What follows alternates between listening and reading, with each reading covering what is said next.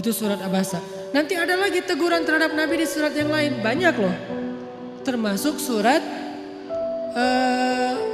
At-Tahrim. Ayat pertama lagi tuh. Gara-gara apa? Gara-gara Nabi pengen jaga perasaan Aisyah dan Hafsah.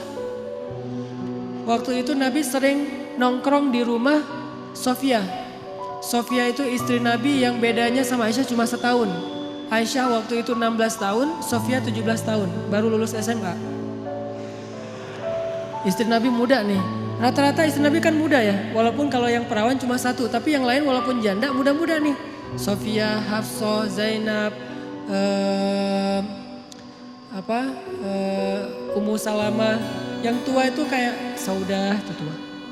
Nah, Sofia orang Yahudi yang nikah sama Nabi itu cantiknya luar biasa. Saking cantiknya Aisyah sampai stalking loh akunnya Sofia. Dan itu terjadi, Aisyah benar-benar kepo tuh. Sofia lagi posting apa sih sekarang? Dikepoin sama Aisyah. Cara ngepoinnya gimana? Kalau dulu kisahnya Aisyah diam-diam datang ke rumah Sofia. Pas Sofia lagi ada acara selamatan. Jadi kalau kayak sekarang tuh Sofia lagi posting, Aisyah pura-pura ngeliat nih lagi posting apa sih, lagi snapgram apa, lagi insta story apa nih Sofia. Diliatin sama Aisyah, biar gak ketahuan Aisyah pakai cadar. Tapi kan Nabi tuh teliti banget, tahu banget mata Aisyah tuh kayak gimana. Sehelai bulu mata Aisyah aja Nabi tahu, saking sayangnya Nabi sama Aisyah. Pakai cadar, cuman kelihatan matanya doang. Datang ke rumah Sofia. Sofia lagi bikin kayak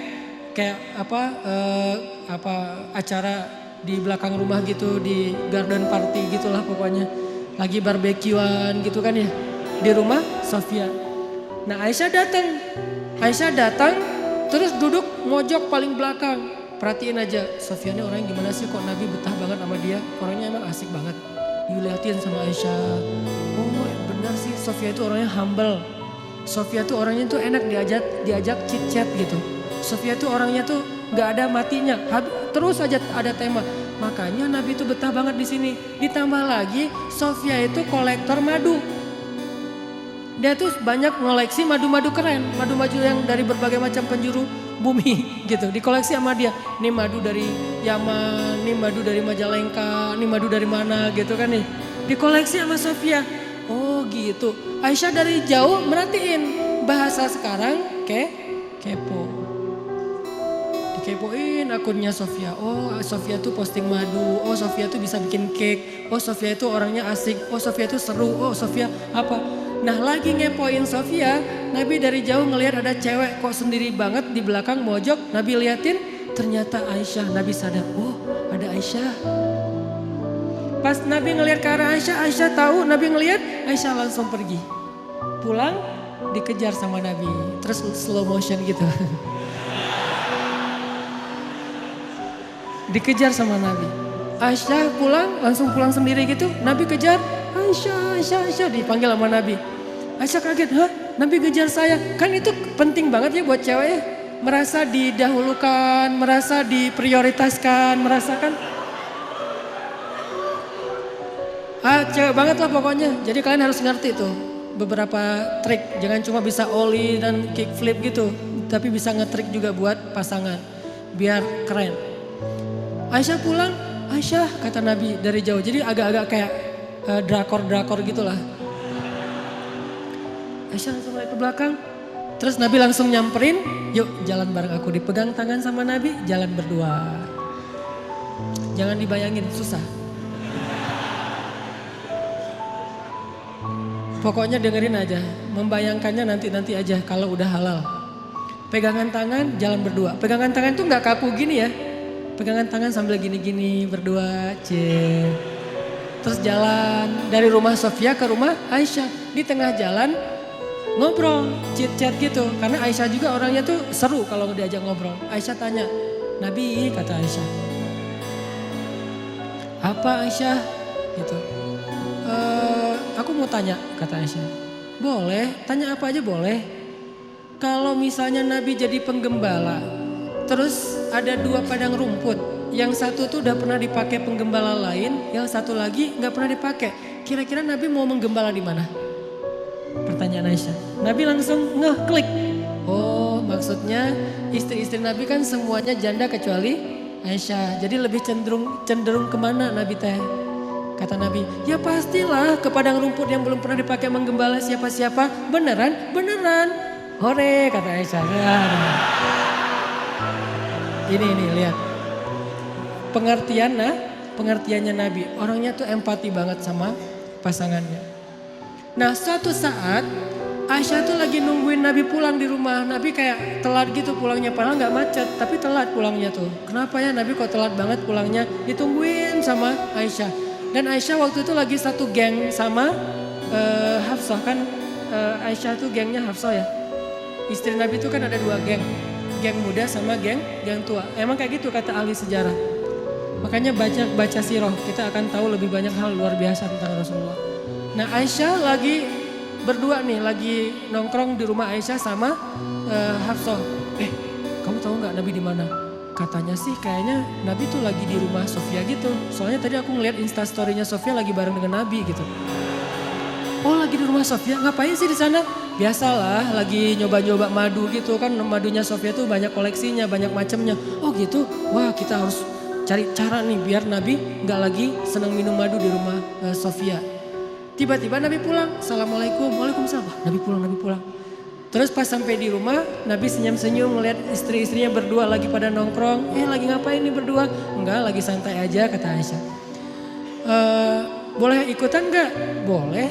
Terus pas Nabi duduk, Aisyah bilang, ngapain sih lama banget gak pulang-pulang ditungguin lo dari tadi gitu. Oh maaf, soalnya tadi lagi itu di rumah Sofia. Betah banget sih di rumah dia. Ya gitu mulai nih ya. Betah banget sih di rumah dia, emang ada apa sih di sana? Makanan enak ya, dimasakin yang keren gitu ya. Emang dia masakin empal gentong ya gitu. Akhirnya Nabi bilang enggak kok, cuman minum madu doang gak dimasakin apa-apa. Oh pantesan mulut Nabi tuh gak enak baunya habis minum madu di rumah Sofia. Udah gak usah minum madu lagi di sana, gak enak tuh. Kata Aisyah, kata Nabi, oh gitu, ya udah deh kalau gitu mulai sekarang saya gak akan minum madu lagi. Aisyah merasa dimenangkan lagi nih, tuh kan, kalau buat gua Nabi apa aja mau. Madu gak boleh, bayangin cinta Nabi kepada Aisyah sampai yang halal aja beliau haramkan, walaupun ditegur sama Allah. Nabi kan minum madu halal kan, bukan cuma halal, baik lah gitu. Sampai Nabi mengatakan, oh ya udah deh kalau gitu saya gak akan minum madu lagi. Aisyah senyum-senyum mengarah ke Hafsah. Lihat, Nabi gak minum madu lagi. Alhamdulillah udah, Aisyah cair, ngobrol ketawa-ketawa, Hafsah pulang. Begitu Hafsah pulang, besoknya turun ayat. Ya ayyuhan nabi, lima tuharrimu ma halallahu lak. Wahai Nabi, kenapa engkau mengharamkan apa yang Allah halalkan bagimu, yaitu madu? Hanya gara-gara pengen nyenengin hati istri-istrimu? Ditegur oleh Allah Subhanahu wa taala. Bayangin, Nabi keliru. Gara-gara pengen nyenengin hati Aisyah, beliau mengharamkan apa yang Allah halalkan. Ditegur oleh ayat itu, akhirnya Nabi datang kepada Hafsah, ngejapri. Hafsah, ternyata Allah gak rela madu itu diharamkan. Saya baru dapat ayat nih, surat At-Tahrim ayat 1, surat 66. Sekarang Maya, ternyata madu itu gak boleh diharamkan. Tapi jangan bilang-bilang ke Aisyah ya. Kata Hafsah, oh gitu. Kata Nabi jangan bilang-bilang ke Aisyah. Kenapa? Karena kalau Aisyah tahu, Aisyah terngambek. Kata Nabi ke Hafsah jangan bilang-bilang ke Aisyah. Ternyata apa? Hafsah malah mengcapture japrian Nabi di forward ke Aisyah. Aisyah dapat message dari Hafsah langsung dibuka gitu kan. Pas dibaca ternyata capturean Nabi gak jadi mengharamkan madu. Marahlah Aisyah. Aisyah marah, akhirnya Aisyah kalau posting gak mau lagi pakai hashtag demi Tuhannya Muhammad. Karena biasanya Aisyah tuh kalau posting ada 2 hashtag. Kalau Aisyah lagi sayang, lagi normal, dia pakai hashtag warabbi Muhammad, demi Tuhan Muhammad. Itu hashtagnya. Kalau Aisyah lagi bete nih, hashtagnya berubah, demi Tuhan Ibrahim. Beda hashtagnya. Jadi kalau hashtagnya demi Tuhan Muhammad, ini postingan lagi kangen sama Nabi. Kalau hashtagnya demi Tuhan Ibrahim, ini lagi bete sama Nabi nih. Waktu itu Aisyah posting, Tak posting apa gitu, hashtagnya demi Tuhan Ibrahim. Nabi baca, wah Aisyah lagi marah nih, ada apa? Nabi datang, sebelum Nabi ketemu Aisyah, Allah langsung DM Nabi. Kata Allah, ya Muhammad, ternyata Hafsah sudah mengcapture chat kamu itu kepada Aisyah, sehingga sekarang Aisyah dan Hafsah itu bersekongkol untuk marah sama kamu. Begitu Nabi datang, Nabi langsung bilang ke Hafsah, Hafsah, kenapa kamu capture? Kenapa kamu kasih tahu kepada Aisyah? Hafsah kaget. Ya Rasul, tahu dari mana? Aisyah kasih tahu ya? Kata Aisyah, enggak, saya enggak kasih tahu. Terus tahu dari mana? Kata Nabi, Allah yang ngasih tahu kepada saya. Turun lagi ayat berikutnya, khusus buat Aisyah sama Hafsah. @Aisyah dan @Hafsah_Umar bin Khattab. Apa captionnya? Wahai istri-istri Nabi, kalau kalian masih terus menyakiti Nabi dan tidak bertaubat dan minta maaf kepada Nabi, maka Allah akan menceraikan kalian dengan Nabi dengan cara baik-baik. Lalu Allah akan menggantikan untuk Nabi istri yang lebih baik dari kalian, lebih soleha dari kalian, lebih cantik dari kalian, dan seterusnya dan seterusnya. Langsung Aisyah dan Hafsah datang kepada Nabi minta maaf dan kemudian selesai urusannya. Pelajarannya apa di sini? Nabi juga kadang-kadang gara-gara ngikutin perasaan keluarganya, istrinya sampai melakukan kekeliruan. Bukan karena berbuat dosa. Tapi kemudian apakah Nabi mau memperbaiki? Mau memperbaiki, langsung ngasih tahu kepada Hafsah, Hafsah aku salah nih, ternyata gak boleh mengharamkan madu. Gak ada rasa gengsinya. Itulah uswatun hasanah pada diri Rasulullah.